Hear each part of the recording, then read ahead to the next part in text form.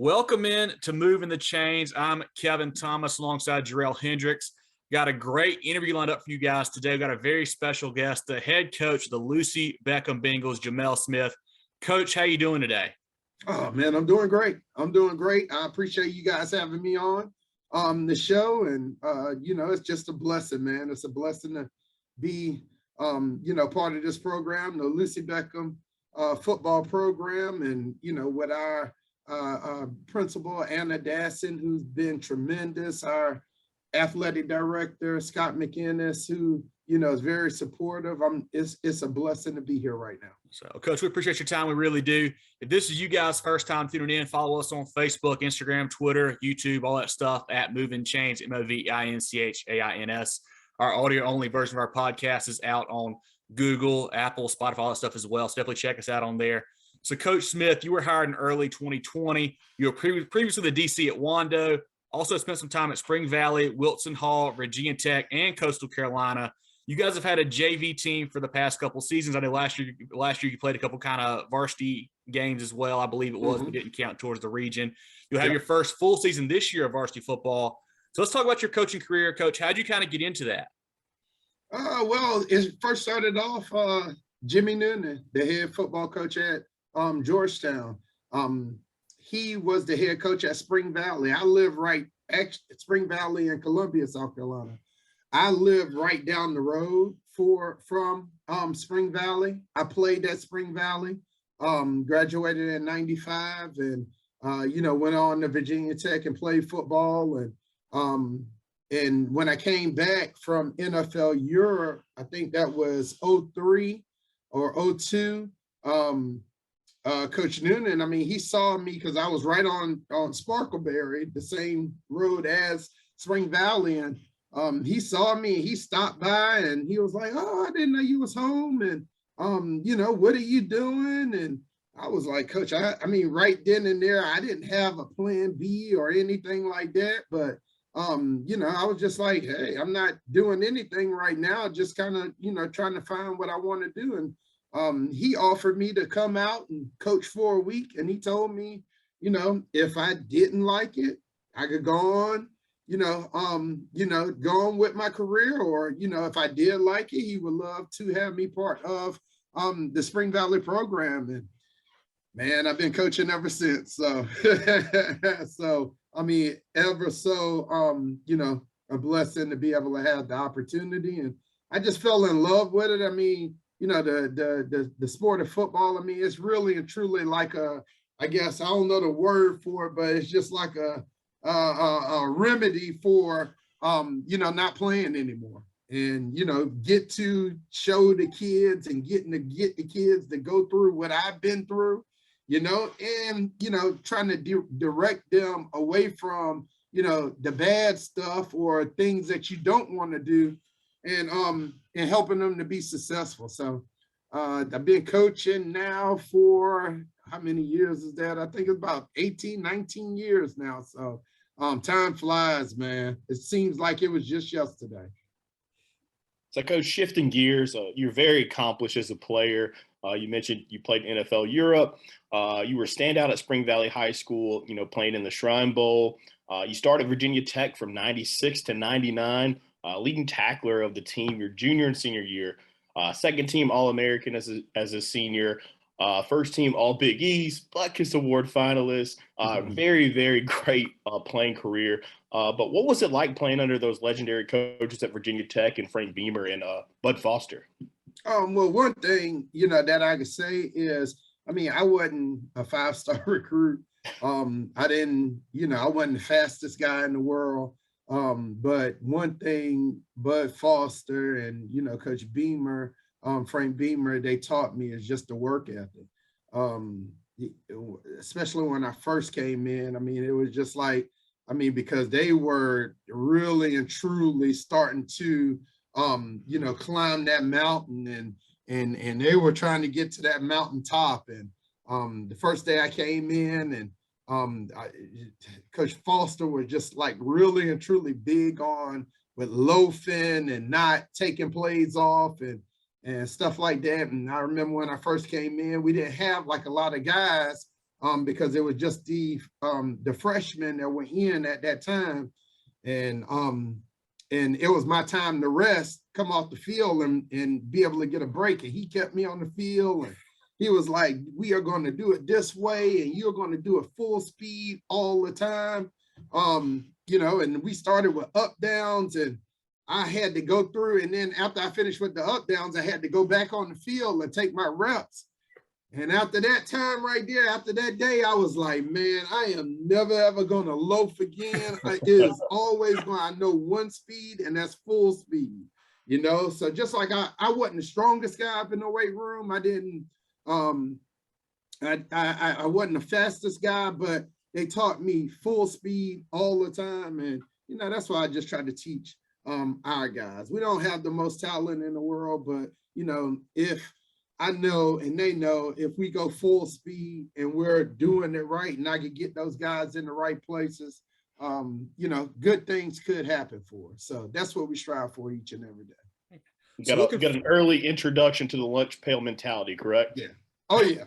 Oh yeah. That lunch pail, once that gets embedded into your brain, it's hard to get out, man. It's permanently in there. So those guys, I got with those guys today. We went against Goose Creek and 4D and kind of looking at film and stuff like that. And we had guys that wasn't giving all that effort. And man, that just, no, we won't go there now. We won't go there, So the kids, they see it, and they see, if they go full speed, we're going to have a lot of fun around here. If we're not going full speed, then, nobody's looking for us to make up excuses and stuff like that. So, it's part of life, we're just teaching them how it's going to be in life. You make up excuses, you're really not going to get nowhere. You work hard for everything that you do, you got a chance to be very successful. So that's what we preach. Amen. Amen. So Lucy Beckham, fairly new school coach. What's it been like kind of starting this program from scratch and kind of building it up, from the JV ranks now into varsity? How has that process been for you guys, and how's that experience been? I can really say it's been a lot of fun. In that aspect, all of the stuff that I've seen, I've been part of, great cultures at Virginia Tech. I've been under some good coaching staffs under David Bennett at Coastal Carolina. He was a God-fearing guy that kept us very entertained each and every day that we came to those staff meetings, being in there with Coach Beamer, being able to play under Coach Beamer and Coach Foster, and then being able to coach under them. Just being able to see how they did things, what worked for them, what didn't work for them, because I'm a firm believer in, you got to learn off of your mistakes. Everybody's going to make mistakes, and you got to learn off of it. And just being able to take everything that, that I've learned and being able to put it into this program and seeing what worked. I'm not saying I know everything, but putting it into the program and seeing what works, and how we can develop these kids, and how we can get these guys to grow into good, respectable, hardworking young men. It's been a blessing. It's been fun, but we still have a long ways to go, and it's work in progress. Each and every day is challenging. Just like Eric Bendig said from Philip Simmons, it's a lot of hard work, but it's what I love. It's what I signed up for. And, we're really and truly trying to grow these young men. So, Coach, you're in one of the largest growing areas of the state down there in the Charleston area with Mount Pleasant, new school, but roster management has kind of trickled down into the high school ranks. I know you're getting a lot of kids from Wando branching out from that school, one of the biggest in the state. What's it been like not being able to play varsity, managing your roster for guys, maybe jumping from school to school? I don't like to use that term, but just looking for playing time, or, maybe just not being committed to the challenge of waiting. Yeah, you just got to deal with it. It's 2 years right there. I kind of look at the positives other than, rather than the negatives. I mean, it is what it is. I mean, some kids wanted to play varsity, their sophomore year or their junior year. And, we lost out on some kids like that. But, but a lot of times too, you get a program that just started and, they only get 1 year before they get thrown into the wolf pack. And, I mean, I've seen that here, with Lucy Becker. They're not saying how our seasons, because this is our first full varsity year, but I think with the extra year, we are better prepared than what we would have been this time last year. I mean, especially with COVID, and we're trying to get our weightlifting program going, and and I mean, with football, with us being in Charleston and potentially down the road playing the Somervilles and the Fort Dorchesters and the Wandos, I mean, that weight room has to be running all year long. Yes, sir. And I mean, with COVID, we wasn't able to get our guys into the weight room until last off season. Wow. So then, we kind of hit a snag, and I mean, with the season, and really and truly, this was our first full off season that we had in the weight room.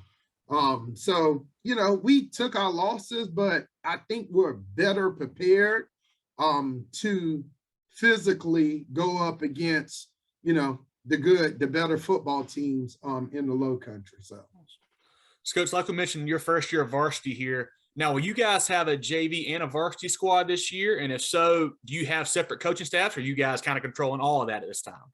Eventually, I'd like to evolve into a, 2 separate staffs, but this year, our varsity is going to be helping, with coaching our JV. We do have some JV guys on our staff. I would like to build the JV staff for us, but just like I told our guys, I mean, I've been doing this, I mean, especially with Coach Noonan for the last 8 years, and at Spring Valley, and you look at it too. I mean, Ashley Ridge does it, Oceanside, they did it. One of the best, the best school, or one of the best schools in the state, Dutch Fork, their varsity coaching staff coaches their JV too. So my thing is, I like to get it where the kids come in their 9th grade year and they experience that individual drills with our varsity coaches, and just like team type activities or group versus group drills with our varsity coaches. And then we'll split, and we have enough coaches where we'll split those guys up, our JVs up, and do team time with them, and then split our varsity up and then have our varsity time. But I mean, it's the grind. We've been through it before, and I would love to have our varsity coaches out there, just coaching up our JV, because that's our future right there. And we don't want to turn the blind eye to those guys. We want to properly develop them, so when they get to our varsity level, they know what they expect. They know the mentality, the atmosphere, and they'll fit right in. So it's the first year for the Beckham Bengals.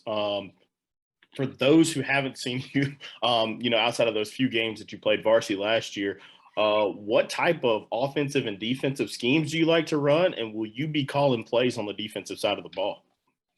We are on offense. We are a spread team. We're a spread 11 personnel type team. Really got some good skill position, and we would like to get the ball into their hands this year. We are going to be a run first type team. We got to get, and we practice for it each and every day, but we're looking to get those 2 to 3 yards that we're going to need on those 3rd downs, 4th downs, just downs like that. On the defensive side, I will be calling the defense this year. We'll be calling the defense this year. We will be a 3-4 defense. And we'll run multiple. We'll have it where we're switching up between 4-3 and 4-4 and bringing linebackers down. And they always say I'm a blitz happy type coach. So, you know, I mean, man, we're going to put pressure in quarterbacks' faces and we're going to stop the run first.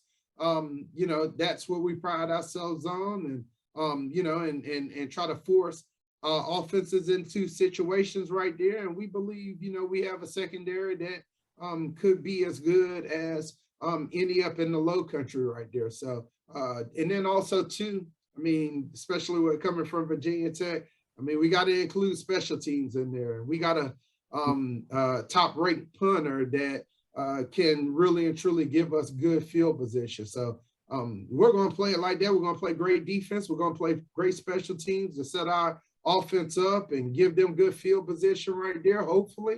And hopefully we can finish it off and score. So learning from the Bud Foster, you know, mentality, I wouldn't expect it to be any other way, especially with you being a linebacker. I expect you to bring some pressure from that level. Oh yeah. It's hard for me to sit back and just watch quarterbacks just in the pocket. Hopefully we can get a good pass rush with our front, but yeah, definitely that I'm gonna mix it up. First down, second down, third down. Something's coming. Something's coming. It's gonna be up in the quarterback face. So, you know, but the kids love it.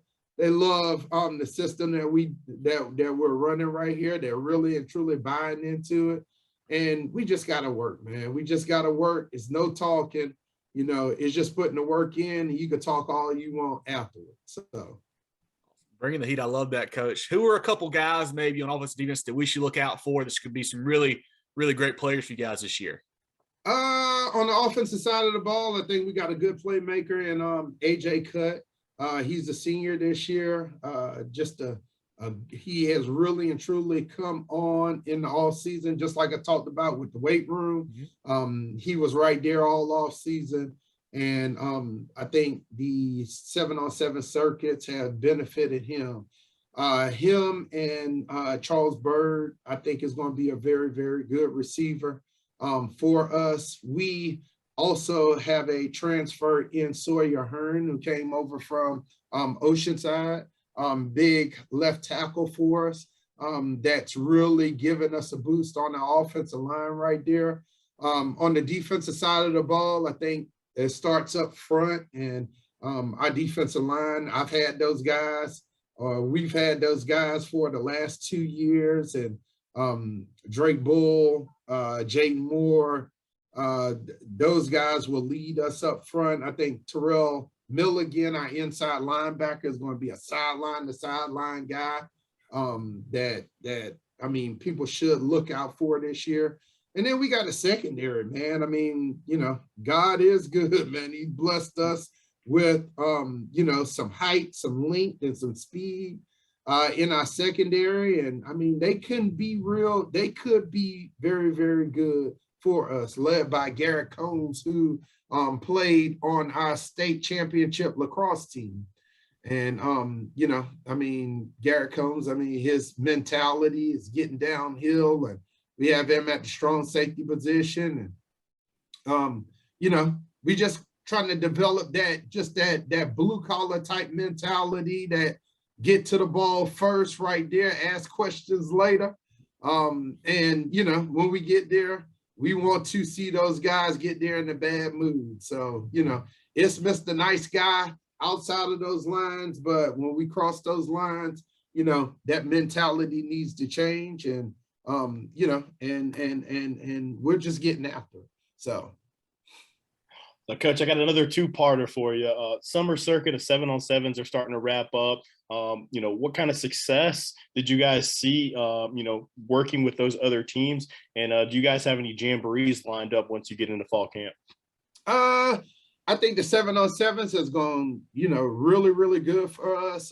We were over at Cane Bay the first part of the summer, just kind of looking at, I mean, and trying to see how we compare to those schools, strength-wise, speed-wise, you know, just stuff like, and it really and truly went well. There was a lot of stuff that we did good, and a lot of stuff that, you know, we saw that we needed to work on. For the second half coming into it, we went over to Charleston Southern, and Autry Denson is a guy that I played football with over in NFL Europe, the Ryan Fire. We played on, I think it was my second year, if I'm not mistaken, and definitely wanted to go over there and just get some good work in over there. And we just, I mean, my thing was, I don't really and truly care about the wins and losses, and you can't really and truly base everything off of the 7-on-7. But I wanted our kids, the main thing is I wanted our kids to learn from their mistakes, learn from, because you get it, and we get on with film and stuff like that, and those kids, I mean, they're always looking for the good stuff that they did all the time. And I'm trying to teach them, and our coaching staff are trying to teach them, we need to look at the stuff that we need to correct. And that's going to make us not only better as, individuals, but it's going to make us better as a football team. And, our kids are, golly, man, I could just say, I mean, I've been around some that wasn't, but our kids are just they're really, really good kids. They're good, hardworking kids. And, they are on board, and they've learned from their mistakes. And yesterday we had a 7-on-7 with Goose Creek and Fort Dorchester. They came over to Lucy Beckham yesterday, and and they gave us good work, and we got to see where we were and what we needed to work on. So we'll finish it up over at Philip Simmons tomorrow with Wando and Georgetown, and we just looking to wrap up just a good, productive 7-on-7 circuit. Our offensive line, defensive line has been working hard. Coach Gallavati, Coach McDermott, who's in charge of both of those lines right there, really has gotten our guys up in the weight room. We've gotten as strong as we could be. And we're looking forward to this season right here. This summer has really been a success for us, but we know that's just only part of the process, and we're looking forward to taking that step beginning next Friday. Awesome. So, Coach, you guys have a jamboree lined up for the season starts? You're just going straight into week 0 play? Oh yeah, we have the CCSD jamboree. We will start off against Burke High School. I think it's at 5 o'clock, either 5 o'clock, 5:30, on August the 12th, if I'm not mistaken. Yes, August the 12th. So we'll have scrimmages against West Ashley, the 5A program, and then we'll have Georgetown 4A program coming in, and we'll scrimmage against those guys. And then we'll have our jamboree later on in the week of our second scrimmage against Georgetown. We'll have our jamboree. And man, I mean, we're just looking forward to just taking those steps and all. They always say, for those first year programs and stuff like that, usually give it some time. I mean, I understand all that in 3-4 years, but just like I told those guys today, man, the time is now. We got to take advantage of our opportunities while we got it, not use any excuses or anything like that. We're going to go out, and regardless of the wins and losses, I mean, as long as we go out and we give it our all and we put our best out onto the field right there, that is more than satisfying for me. I'm sure those guys are chomping at the bit, ready to get out there after waiting a couple years to get some varsity games. But we'll finish with a couple easier ones here for you, Coach. So we know you went to Virginia Tech. Jerel and I are both Clemson guys, so we got to ask, what's louder, Lane Stadium or Clemson's Death Valley? You played in both now. Well, I'm gonna say my death. I mean, I'm sorry. I'm sorry. I will say my Warsham Field. There's nothing like. I mean, with Virginia Tech, and they didn't have Metallica going when I was there, but I was able to experience it when I was a grad assistant at Virginia Tech, man. And it's just, there's nothing like it. There's nothing like it. That is what it's all about. And that's what you work your butt off for each and every day, to be part of moments like that. And, I hope they could just bring back those those blue collar winning ways, and you know, and just keeping those fans happy, man. So that's awesome. So Coach, you were at Virginia Tech, and we were speaking a little bit off camera, but you were actually you came in with Coach Shane Beamer, the head coach at South Carolina now. What do you think about the job he's done so far with the Gamecock program? I just mean, you know, with Shane, what I think his recruiting has really and truly, you know, opened up the doors for, and their recruiting, his staff, because it's just not him alone. You know, their recruiting has really and truly opened up the doors for that South Carolina football program. I really and truly thought, I mean, Dabo Sweeney at Clemson did a great job with recruiting, and he was able to get, you know, some really, really good talent in there. And I think the same, Shane Beamer is doing the same for South Carolina, that South Carolina program. I mean, I went to the Auburn game last year and took in some of the practices, and you can see, you know, the playmakers that they have. And I mean, guys that can make a difference, not guys that, because I mean, that's the SEC, and you're going to have some playmakers. Sure. And you're going to have those big old beefy offense and defensive lines that are going to be able to hang with, you know, the likes of the Georgias and the Alabamas of the world. And I think that's what he really and truly brings to the table.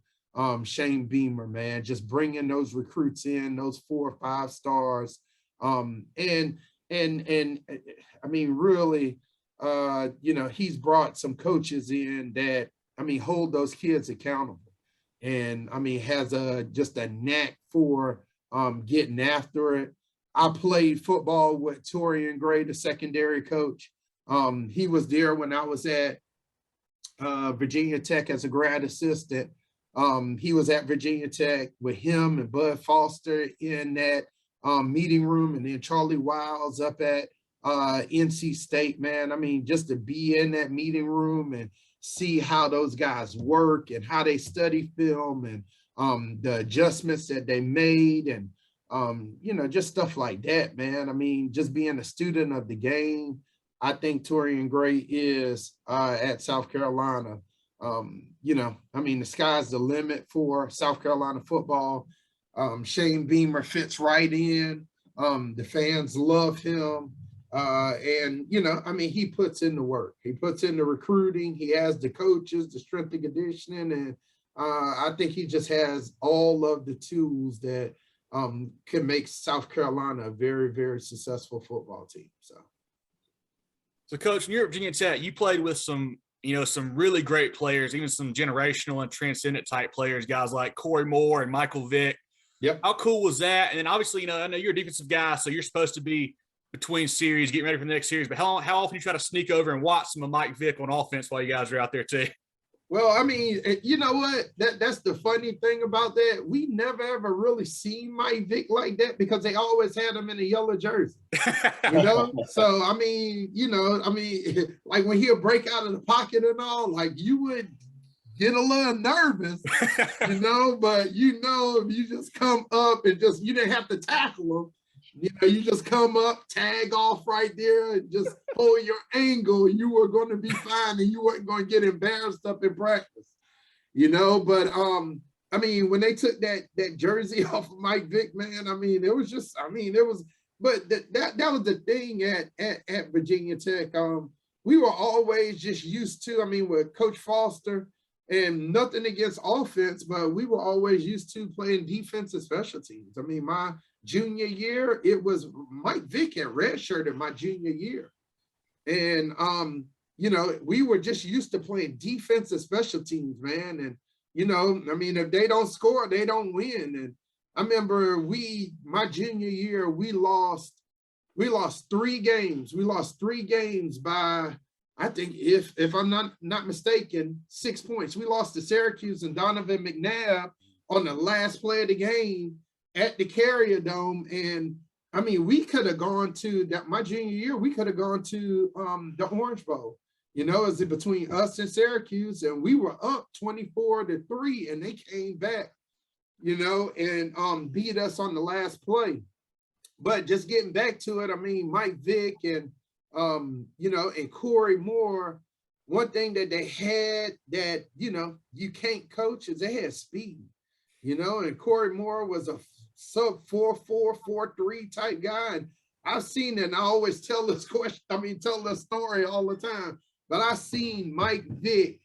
They were a time in the 40. It was him and the A10 champ at the time, if I'm not mistaken. Golly, his name is wide receiver. Golly, Andre, I forgot his last name. But he was the A10 champ. And I seen them, they were racing each other. They were time in the 40. And I seen it, I mean, this is with my own eyes right here. Not Andre Roberts. I keep on forgetting his name. But he got off to great start. Mike Vick slipped at the line. He slipped at the line. He ended up catching the guy and beating him at the end. And the guy ran a 4.29. Yeah. And Mike Vick slipped at the start. I'll never forget. I don't care if I get, well, no, I don't care if I lose. I'm never going to forget that. So, they had what a lot of teams look for these days. They had speed. And just when Mike Vick, he came out of that redshirt year, that senior year, I mean, we had a true veteran defense that had been through the thick and thin. And we wasn't used to a lot of points being scored and stuff like that. So, that was in our mentality. And those first couple of games where, Vic started doing his thing and stuff like that, we was like, woo, here. And this could be a really and truly, very special year. So, it was a blue collar style. I mean, it all starts in Mike Gentry is one of the best strength and conditioning coaches, ever, and should be into the Hall of Fame. He set the tone, man, in those off seasons. And, just like I learned from that, and that's why I'm trying to take and put here. That weight room needs to be running all the time. And we need to be relentless in our pursuit of successfulness and getting the job done. So that's what we look for, look forward to each and every day that we step on this campus and step in the weight room and step out onto that field. And that's the mentality, and those kids understand that. And man, that's what we're just working for each and every day. Just leave everything out on the field, man. Work as hard as you possibly can. And, and go, and we know only one speed, and that's full speed, so that's what we're preaching every day. Yeah, show my age a little bit here, but I know you probably got kids on your team. I remember growing up, like in 04 Madden, like that was like you could not play with the Falcons because unfair. And it was like that on the field. It was just like unfair. I seen some of the best linebackers. I mean, Keith Bullock, that played at Syracuse, and Dan Morgan and all those guys. And I mean, Vic just ran around those guys like they were just sitting still. So just an incredible athlete. And in talking to him, he came back to Virginia Tech and was able to talk to him. He's just a down-to-earth, cool guy, And I mean, just like myself, he's no angel and stuff. We all learn from our mistakes right there, but I mean, others can learn off of us and what not to do, what to do and what not to do. And that's one of the main things that, myself and my coaching staff are trying to teach our kids what not to do. You don't need to make the D's and the F's. You need to be concentrating and focusing on the A's and the B's, because that could lead you to these things right here. Your work ethic. I mean, you don't need to be sitting around and just, because if you sit around and you stay stagnant, people in the end are going to pass you up, and they're going to get what you could have had. They're going to get those scholarships. They're going to get those jobs. When you go out into the real world and you don't want to work for it, you're going to be watching other people get those high paying jobs and those jobs that you could have had if you were focused and just put the work in. And that's the same way up on the football field. You know, those guys up on the football field, if you just come in and you're going through the motions and you don't want to practice and you don't want to put nothing into it, then you're probably going to be watching somebody else on Friday nights, okay, playing in the spot that you could have been playing in if you would have put your all into it. So it's just really cool talking to you, Coach, because you did have such a great playing career. The last thing we want to ask you on that is 1999 season for the 2000 Sugar Bowl. You guys came up a little bit short against Florida State, which was an all-time great team. But just how was that experience playing down there in New Orleans for Marbles? You know, I always tell people all the time, like we had such a routine, you didn't really and truly get to, I mean, we had our nights where we could go out and just see how things were and stuff like that. But, you know, Coach Beamer had us with a routine where it was meetings, it was, you know, getting up, Coach Gentry were working out, and, you know, so we didn't really get to see like the atmosphere, like going to national championship, like, whoa, this how it was. This how it was when we was here. You know, the excitement was the same, but, you know, it was just a laser focus on Florida State. And, you know, but we had it where family came down and they enjoyed themselves, and you could just see the fun, you know, and the excitement in their faces, and just letting them have a good time. But we solely focused on the task at hand. We came up short. We fell down early.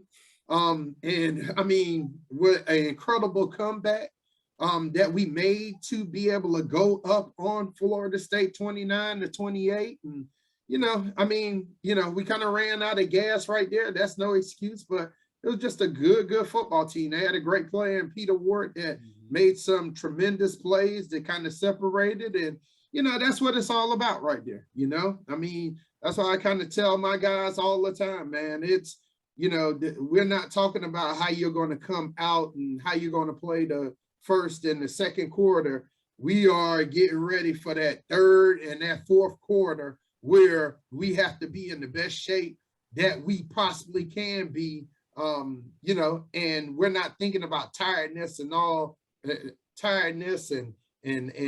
giving up. We are focused straight ahead, and we are going to finish football games. And, you know, I mean, you just learn from games like that. So. Awesome.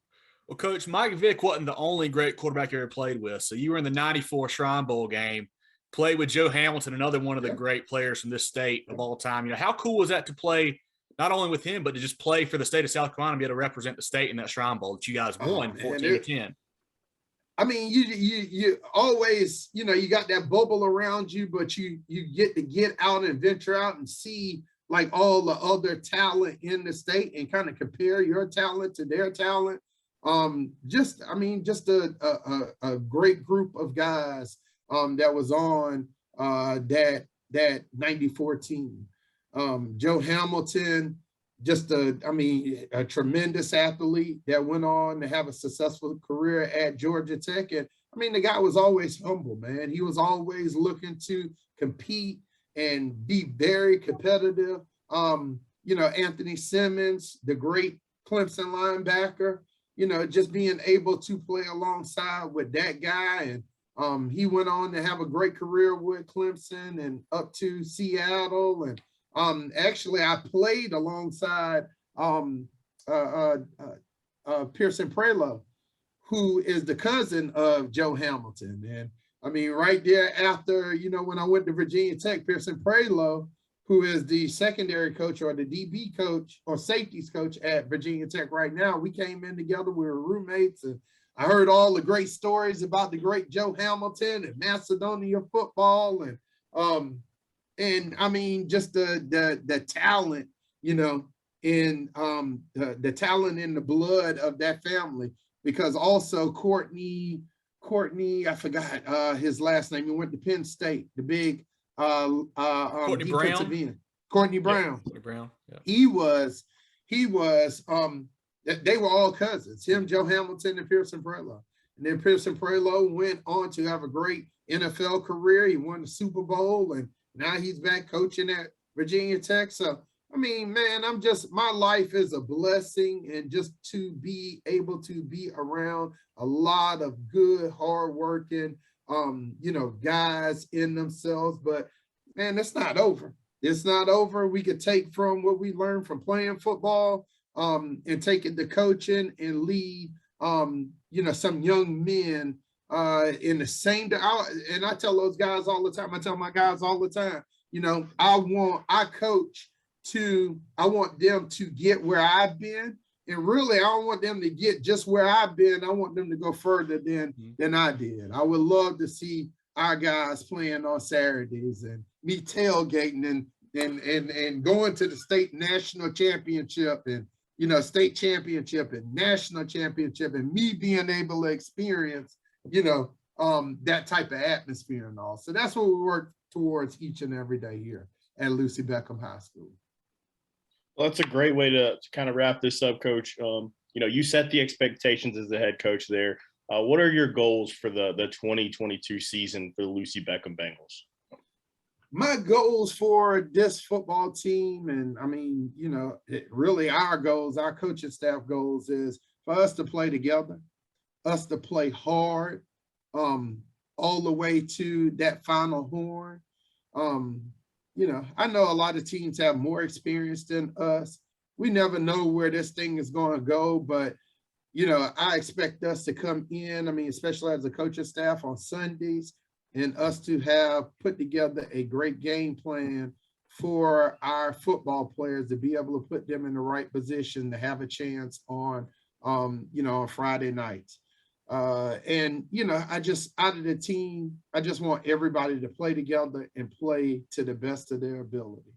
And if we can do that, then, we got a chance. I don't know if we're going to win a football game. I don't know if we'll go undefeated. I don't know if we'll be 5-5, but I want us to play together, because there's no I in team. Okay. It's we, and we're going to do this. If this team is going to do this, we're going to do this all together.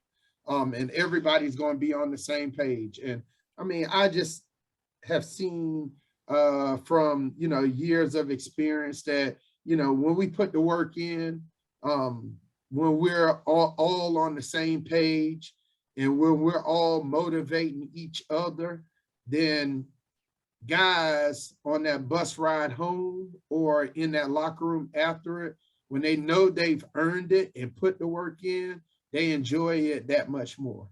And that's what we work towards each and every day. Well, this has been great. Definitely want all the listeners to go follow Coach Smith and the Lucy Beckham program on Twitter, Facebook, all the social pages. Definitely keep up with those guys. Also follow us, if you don't mind, at Movin the Chains, MOVINCHAINS, Twitter, Facebook, Instagram, YouTube, our podcast on Apple, Spotify, Google, etc. Coach, we really appreciate your time today. I think you're for sure the first All-American we've ever had on the program, so definitely appreciate that. Hopefully there's many more to come. That's right. Well, we look forward to starting my practice this year, hopefully getting to meet you guys, but best of luck this season, and we'll definitely talk to you soon. Yes, sir. Appreciate you guys having me. Hope y'all have a good evening.